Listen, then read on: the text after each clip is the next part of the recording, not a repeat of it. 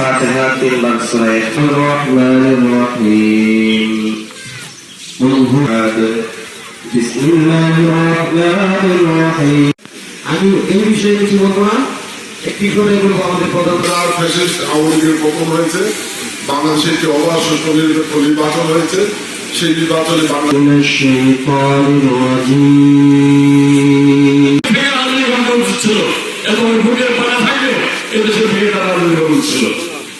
আজকে মুফতি আব্দুল্লাহ বংশকে পবিত্র কোরআন থেকে তেলাওয়াত করার জন্য আহ্বান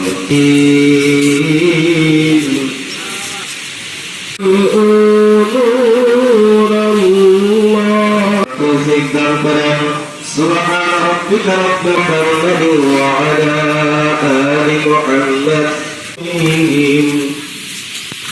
والله রাম সরকার বিষয়ক সম্পাদক সুবহানিয়া সুমন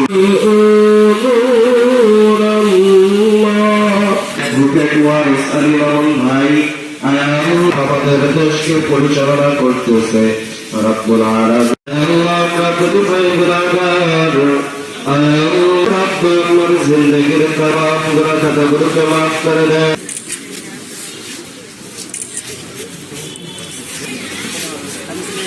ভাই